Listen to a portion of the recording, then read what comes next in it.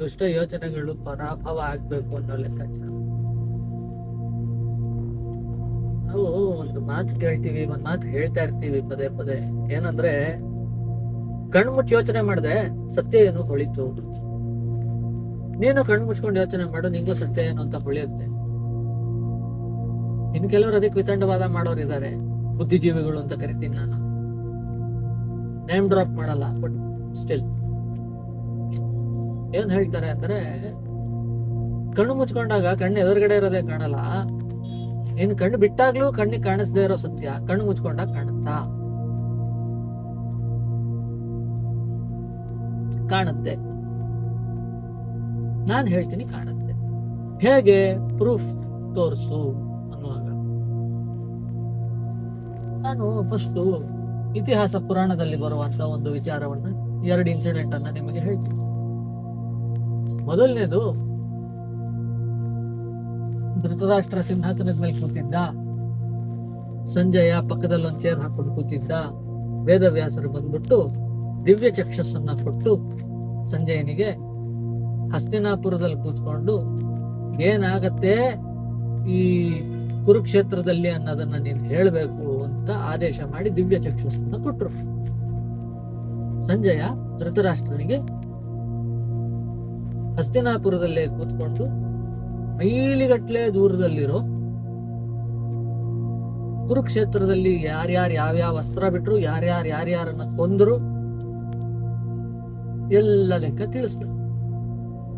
ಇದು ಮೊದಲನೇ ಉದಾಹರಣೆ, ಕಣ್ಣು ಮುಚ್ಕೊಂಡಾಗ ಕಣ್ಣಿಗೆ ಕಾಣುತ್ತೆ ಅನ್ನೋದಕ್ಕೆ. ಎರಡನೇದು, ಅರ್ಜುನ ಕೇಳ್ತಾನೆ ಕೃಷ್ಣಂಗೆ, ಕೃಷ್ಣ ನೀನ್ ಪರಮಾತ್ಮ ಅಂತ ಹೇಳ್ಕೊತಿದೀಯಾ, ಸರ್ವಭೂತಗಳ ಒಡೆಯ ನೀನು ಅಂತ ಹೇಳ್ಕೊತಾ ಇದೀಯಾ, ನಿನ್ನ ದಿವ್ಯ ಸ್ವರೂಪವನ್ನ ನಾನು ನೋಡ್ಬೇಕಿದೆ, ವಿಶ್ವರೂಪವನ್ನ ನೋಡ್ಬೇಕಿದೆ, ನಿನ್ನ ವಿಶ್ವರೂಪವನ್ನ ನನಗೆ ತೋರಿಸು ಅಂತ ಹೇಳ್ದ. ಅವಾಗ ಕೃಷ್ಣ ಒಂದ್ ಮಾತು ಹೇಳ್ತಾನೆ, ಭಗವದ್ಗೀತೆಯಲ್ಲಿ ಉಲ್ಲೇಖ ಆಗಿದೆ, ದಿವ್ಯಂ ದದಾಮಿ ಚೇತೆ ಚಕ್ಷುಷಃ ಅಂತ. ಈ ಕಣ್ಣಿಂದ ನೋಡಕ್ ಆಗಲ್ಲ ಕಣೋ, ಇದಕ್ಕೆ ಬೇಕಾಗಿರುವ ಕಣ್ಣು ಬೇರೆ ಇದೆ, ಈ ಕಣ್ಣುಗಳನ್ನ ಮುಚ್ಚು, ನಾನು ನಿನಗೆ ದಿವ್ಯ ಚಕ್ಷಸ್ಸನ್ನ ಕೊಡ್ತೇನೆ, ಆ ಕಣ್ಣಿನಿಂದ ನೀನು ನನ್ನನ್ನ ಕಾಣಬಹುದು, ನನ್ನ ವಿಶ್ವರೂಪವೂ ನಿನಗೆ ಕಾಣುತ್ತೆ, ಆ ಕಣ್ಣಿನಿಂದ ನೋಡ್ಬೇಕು, ಈ ಕಣ್ಣಿನಿಂದ ಸಾಧ್ಯ ಇಲ್ಲ ಅಂತ ಜ್ಞಾನ ಚಕ್ಷಸ್ಸನ್ನ ಕೊಟ್ಟು ವಿಶ್ವರೂಪ ದರ್ಶನವನ್ನ ಅರ್ಜುನನಿಗೆ ಶ್ರೀಕೃಷ್ಣ ಮಾಡಿಸಿದ. ಅಂತೆಯೇ ವೇದವ್ಯಾಸರು ಕೊಟ್ಟ ದಿವ್ಯ ಚಕ್ಷಸ್ಸಿನಿಂದ ಸಂಜಯ ಕೃಷ್ಣನ ವಿಶ್ವರೂಪ ದರ್ಶನವನ್ನು ಮಾಡಿದ. ಇದು ಮಹಾಭಾರತದಲ್ಲಿ ಉಲ್ಲೇಖ ಆಗಿರುವಂತಹ ವಿಚಾರ. ನೀವು ಕೇಳ್ಬೋದು, ಇದೆಲ್ಲ ಪುಸ್ತಕದಲ್ಲಿದೆ, ನಾನ್ ಎಕ್ಸ್ಪೀರಿಯನ್ಸ್ ಮಾಡಬೇಕು, ಆ ತರದ್ದೇನಾದ್ರಿದ್ರೆ ಹೇಳು. ಹೇಳ್ತೀನಿ. ನಾವು ಅದನ್ನ ಎಕ್ಸ್ಪೀರಿಯನ್ಸ್ ಮಾಡ್ತಾ ಇರ್ತೀವಿ ಪದೇ ಪದೇ, ಆದ್ರೂ ನಮಗ್ ಗೊತ್ತಾಗಲ್ಲ. ಏನ್ ಗೊತ್ತಾ, ಊಟ ಆಯ್ತು, ರಾತ್ರಿ ಮಲಗಿದೀವಿ, ನಿಧಾನಕ್ಕೆ ನಿದ್ರೆಗೆ ಜಾರಿದ್ವಿ, ರಪ್ಪನೆ ಎಚ್ಚರ ಆಯ್ತು, ಬೆಚ್ಚ ಬಿದ್ದಿದ್ವಿ, ಹಾವು ಕನ್ಸಲ್ ಬಂದಿತ್ತು, ಕಣ್ಣು ಬಿಟ್ಟು ನೋಡ್ತೀವಿ, ಅದೇ ಮೆತ್ತಗಿನ ಹಾಸಿಗೆ ಅಥವಾ ಚಾಪೆ, ಸುಪ್ಪತ್ತಿಗೆ ನಿದ್ರೆ ಬರ್ತಿತ್ತು. ಮಲಗಿದೆಯಲ್ಲ ಮಗ, ಹಾವೆಲ್ಲಿದೆ? ಕಂಡೆ ನಾನು, ಎಲ್ಲಿ ಕಂಡೆ? ಕನಸಿನಲ್ಲಿ ಕಂಡೆ. ಓ ಹೌದಾ, ಒಂದು ಚಂದದ ಹುಡುಗಿಯನ್ನು ಕನಸಿನಲ್ಲಿ ಕಂಡೆ, ಅವಳ ಕೆನ್ನೆ ಎಷ್ಟು ಮೃದುವಾಗಿತ್ತು ಗೊತ್ತಾ ಮಗ, ನೀನು ಹಾಸಿಗೆ ಮೇಲೆ ಮಲಗಿದ್ದಿ ಮಗ, ನಿನಗೆ ಆ ಹುಡುಗಿ ಎಲ್ಲಿಂದ ಬಂದ್ಲು? ಅವಳು ಇಲ್ಲಿಲ್ಲಲ್ಲ ಅಲ್ಲ, ನನ್ನ ಕನಸಿನಲ್ಲಿ ಬಂದದ್ದು. ಶಬ್ದ, ಸ್ಪರ್ಶ, ರೂಪ, ರಸ, ಗಂಧ ಇದೆಲ್ಲ ಇದೇ ದೇಹದಲ್ಲಿ ಇರೋದು, ಈ ದೇಹ ಈ ಕ್ಷಣದಲ್ಲಿ ಇರೋದು. ಹಾಸಿಗೆ ಮೇಲೆ ಮಲಗಿ ಸುಪ್ಪತ್ತಿಗೆ ನಿದ್ರೆಯನ್ನು ಹೊಡಿತು, ಗೊರಕ್ಕೆ ಹೊಡಿತಾ ಇರುವ, ನಿದ್ರೆ ಮಾಡ್ತಿರುವಂತ ಸಂದರ್ಭದಲ್ಲಿ ಕೂಡ ನಮ್ಮ ಇಂದ್ರಿಯಗಳು ಕೆಲಸ ಮಾಡ್ತಾ ಇದೆ, ಆದ್ರೆ ಅದಕ್ಕೆ ಟ್ರಿಗರ್ ಇಲ್ಲಿಲ್ಲ. ಆದ್ರೂ ಅದನ್ನ ನಾವು ಎಕ್ಸ್ಪೀರಿಯನ್ಸ್ ಮಾಡ್ತಾ ಇದ್ದೇವೆ. ಹೌದಾ? ಅದನ್ನ ಕನಸು ಅಂತ ಕರೆದರು.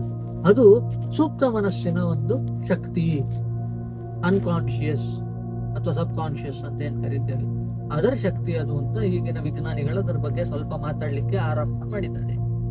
ಮತ್ತೆ ನೋಡುವಾಗ ಈ ಶಕ್ತಿ ನಮ್ಮಲ್ಲಿ ಇದೆ, ಆದ್ರೆ ನಾವು ಜಾಗೃತಿಯನ್ನ ಮಾಡ್ಕೊಳ್ಬೇಕು ಅಂದ್ರೆ ಏನೇನ್ ಮಾಡ್ಬೇಕು ಅನ್ನೋದು ನಮ್ಮ ಇತಿಹಾಸಕಾರರು, ಪುರಾಣಗಾರರು, ಉಪನಿಷತ್ಕಾರರು ಇದೆಲ್ಲದರ ಬಗ್ಗೆ ಆಕ್ಟಿವಿಟೀಸ್, ಡೈಲಿ ಆಕ್ಟಿವಿಟೀಸ್ ಏನೇನ್ ಮಾಡಿದ್ರೆ ಇದೆಲ್ಲ ಸ್ಟ್ರೆಂಥನ್ ಆಗತ್ತೆ ಅನ್ನೋದನ್ನ ಹೇಳಿದ್ದಾರೆ.